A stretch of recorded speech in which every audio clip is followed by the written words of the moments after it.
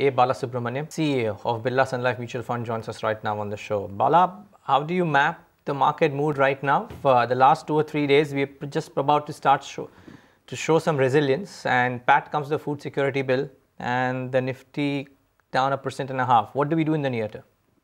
I think there is no doubt that the not just only last 3 days, even the last 1 month, it has been tough. The market environment, mainly on the back of the rupee dollar movement, as well as the recent hike from RBI in terms of the short-term rates to have a check on the currency movement, as well as the speculations. And lastly, of course, the equity market, which is also reacting to the some of the current developments, as well as the emerging market reallocations, which generally happens in the overseas market. The other point, of course, with respect to the equity market is the earnings season is around the corner, and could have some kind of expectation getting built as to how the equity market could deliver in the on expectation of the results. And the last, of course, is the equity market is also reacting from the point of view of the overall allocations from the FIIs into the emerging market. Given the fact that the US economy, there has been some expectation that the QE withdrawal could happen, that's also in some sense playing a role on the equity market. It's, I think, a combination of multiple things. There is no doubt that the last few days the market has been trading in a edge. Bala, hi, morning. Would it be fair to assume that perhaps the downside is still not over, because the FII selling has started only in the last 3-4 trading sessions? So while the Nifty was busy testing lows of 50 to 50, the FIIs were still sellers. So just going by that logic, does it seem like there is further significant downside still left to go for the markets? I think one has to look at something different. I think the entire market was touching a new high. Clearly, the movements were driven by the large cap. Most of the inflow that was coming from FIIs were coming into the index stocks, and at one point of time we were wondering the entire focus for the market has been only about 30 to 35 stocks among the large cap names. And if you go by similar kind of behavior today, when the withdrawal happens, it largely is coming from the ETF related fund or index related funds. Again, it's coming largely in the large cap, where the lot of pool of money that has come into those stocks. And as the selling happens, if you look at, I think, the behavior of various trades and behavior of the price movements of some of these large cap companies, I think clearly shows that it's more of an index based selling that is happening.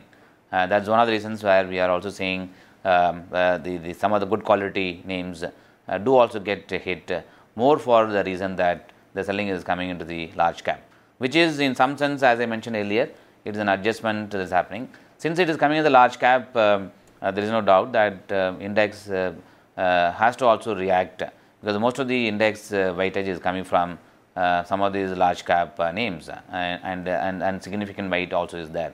On top of it, there has been some bit of adjustment factors that is happening in MSCI index. Some of them are moving in, some of them are moving out, and those stocks also in some sense have been contributing to the overall movements in the index as part of the overall adjustment in the portfolios, both globally as well as locally. So what is your sense, Bala? Do you think the market will be able to defend the earlier low of 52.50 thereabouts, or is there a chance that we could slip even further than that?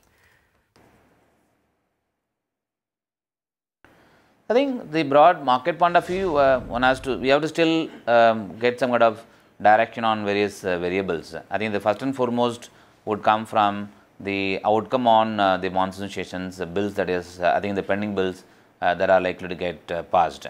I think there has been a significant level of activities that we are witnessing in the last few days, both with respect to the interest rate market as well as on various policy framework that need to get clearances.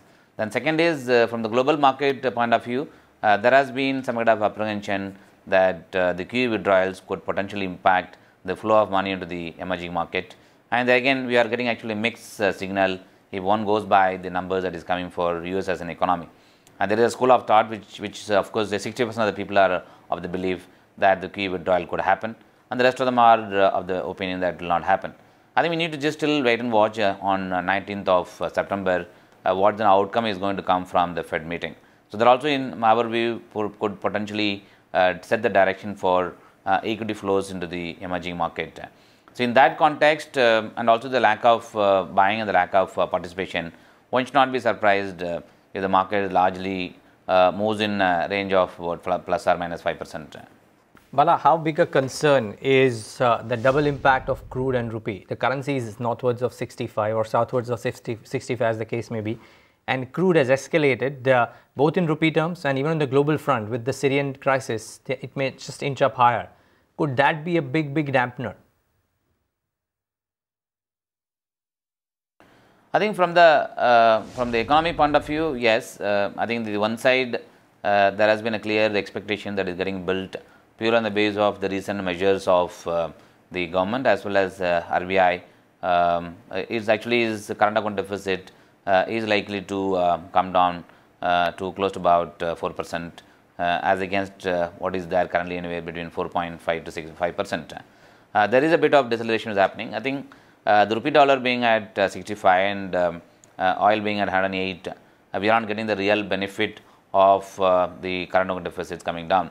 At the same time, so there are restrictions that has come with respect to the import in various items other than oil. Could also leave some room actually for the import as an overall bill to come down.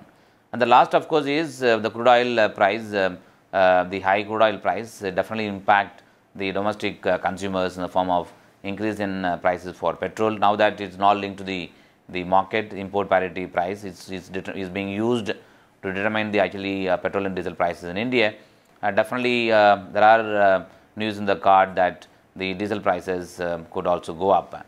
So that's actually going to have some bit of impact on the inflation.